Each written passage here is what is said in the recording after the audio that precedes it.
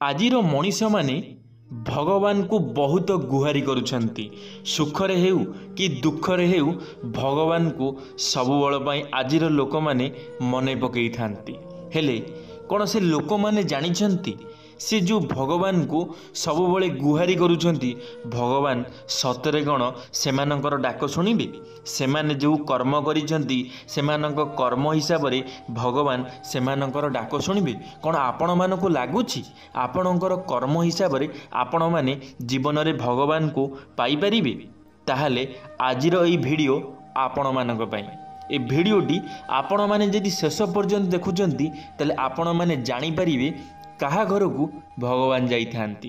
समस्ते भगवान को गुहारी करी थांती, हेले भगवान कहा घर को जीवा को भल पाई थांती जानिबे आजिर एई वीडियो माध्यम रे। सांग माने मु विश्वजीत आपण मानकु स्वागत करूची मोर एक नुआ वीडियो रे। जदि वीडियोटी आपण मानकु भल लागिबो लाइक टे करि देबे। तो चलंतु सांग माने आजिर वीडियोटी आरंभ करिबा। सांग माने भगवान एही 5 जनक घर को बिल्कुल जीवाकू पसंद करती नहीं।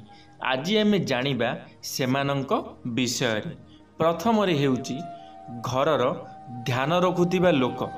जो लोक घरर ध्यान रखे नहीं ताहा पाखरे धन बिल्कुल भी रुहे नहीं। शास्त्र अनुजाई सही लोक पाखरे लक्ष्मी बिल्कुल रुहंती नहीं और सेठारे से पद मध्य पकांती नहीं, जहा फଳରେ एही व्यक्ति गरीब होई रही थाए।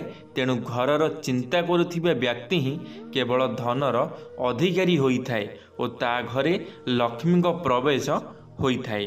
द्वितीय रे हेउची स्वामी एवं स्त्री भितर मारपीट।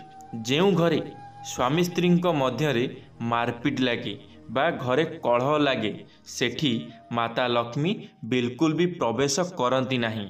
तेणु माता लक्ष्मी कहिछंती कि जो घरे लड़ाई झगड़ा होइथाए सही घरर मु भूल रे भी निज पाद पकेइबी नहीं। एपरी घरे सुख समृद्धिर नाश होइथाए। एमानंक आगामी पीढ़ी एमानंक कारणरू बहु समस्यार सम्मुखीन मध्य होइथांती। तृतीय रे हेउजी कर्महीन व्यक्ति। भगवान कहिछंती कि जो व्यक्ति कर्महीन होइथाए सही व्यक्ति तांको आगामी जन्म रे एपरी घरे जन्म नेबाकू पड़ी थाए जेउटी से निजर पाप को भोगी थाए। कर्महीन अर्थात जी भल कार्य करि पारे नहीं, जी अन्य को खुशी रे देखि पारे नहीं, ताहाकू कर्महीन व्यक्ति बोली कुहा जाए। जो व्यक्ति भल कर्म करे से आर जन्म रे भल फल अवश्य मिली थाए। एही व्यक्ति एक धनी परिवार रे जन्म नहीं थाए और सेठारे ताकू बहुत सुख शांति मिली थाए। एथिपाई एही लोकों को ईश्वरंक दास बोली कुहा जाई थाए। चतुर्थ रे हेउची माँ बापा को समस्या बोली भाविबा लोक। जो व्यक्ति माँ बापा को समस्या भावी हे ज्ञान करे ताकू आर जन्म रे एपरी दंड मिली थाए, जहा कारणरू से निजे भावे कि मु आर जन्म रे किछि पाप करिथिली जहाकू आजी भोगिबाकू पड़ुछि।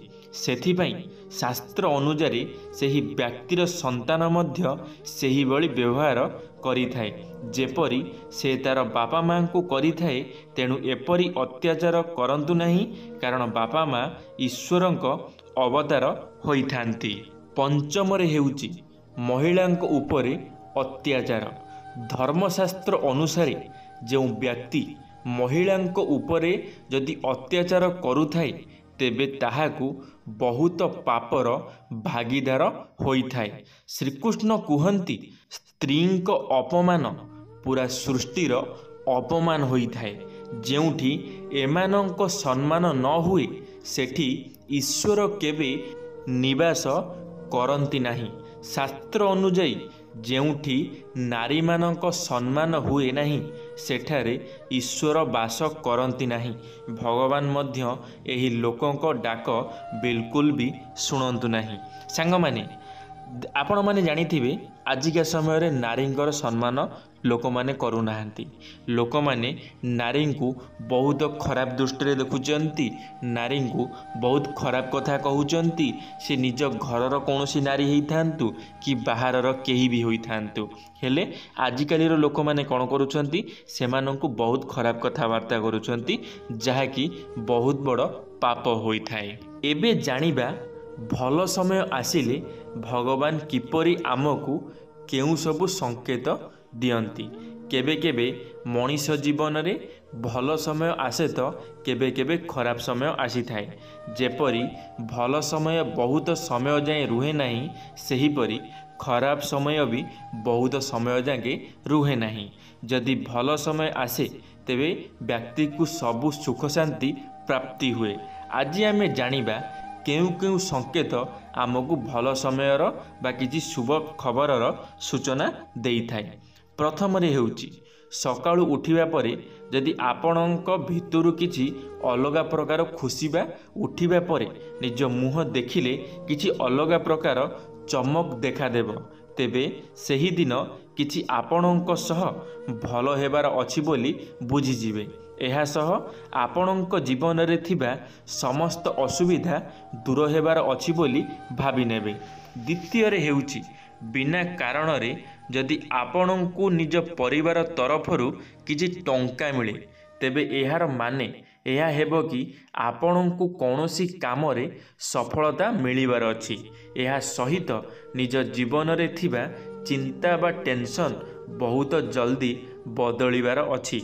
एहा सह धनर मध्य बुद्धि हेबार अछि बोली कुहा जाई थाए। तृतीय रे हेउची घरु बाहर को गला बेले जदि आपण भरी थिबा पानी बाल्टी देखंती, तेबे यह अत्यंत शुभ होई थाए। कार्य सफल हेबो बोली यह दर्शाई थाए। यह सह पड़ी रही थिबा कार्य मध्य सफल होई थाए। चतुर्थ रे हेउची पशुपक्षी माने आमको आसुथिबा भल संकेत बा खराब संकेत को सूचेई दियंती। जदि घरर आखपाखरे गोटे बिलेई तार छुआ को जन्म देई थाए, तेबे यह शुभ संकेत होई थाए। सेही दिन आपणक परिवार रे बहुत बड़ खुशीर माहौल होई थाए। पंचम रे हेउची घरु बाहर को गला बेले जदि एक हसुथिबा छोट छुआर मुह देखंती, तेबे कार्य रे बा जीवन रे भल समय आसीबार अछि ओ आपणक दिन बहुत भलरे कटिब बोली मान्यता अछि। तेणु एही सबु कथा आमको आम जीवन रे घटिबाकू जाउथिबा घटनार किछि संकेत देई थाए। सांग माने मु एबे आपण मानकू जहा जहा भी 10टी पॉइंट कहिली, यदि आपणक सहित सही सबु जिनिस घटुची ताले आपण माने जानी रखंतु आपणकर जीवन रे कौन परिवर्तन हेबाकू जाउची। ये सबु कथा आपणक ऊपर डिपेंड करे आपण माने केमिति कौन ये सबु कथा को पालन करिवे। किंतु मो कहिबा अर्थ हेउची यदि आपण माने एही सबु जिनिस को पालन करूछंती, ए सबु जिनिस को विश्वास करूछंती, ताले आपणक पई बहुत लाभदायक हेबो। तो सेथिपाई आपण माने दया करी एही सबु कथा गुरा को विश्वास करंतु।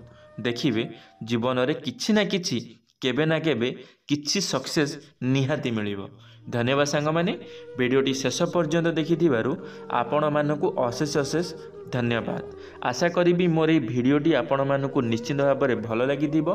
जदि मोर ये भिडियोटी आपण मानकु भल लगिथिबो लाइक टे करिदेबे, सांग मानक मध्य शेयर करिदेबे।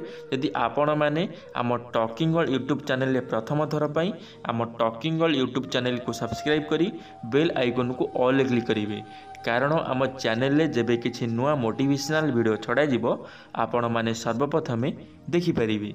धन्यवाद सांग माने। जय जगन्नाथ, जय मां सरला, जय श्री कृष्ण।